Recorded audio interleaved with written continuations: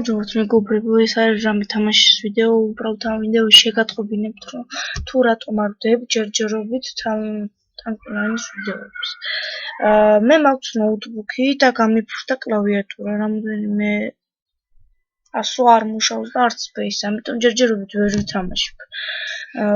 ამიტომ ალბათ დიდი ხანი მომიწევს და უნდა დავპაუზდე. ჯერ ისე ვიდეოები არც მიდევს, მარტო ინტროები მიდევს, ეგეც 3 ინტრო მიდევს და მაქვს 7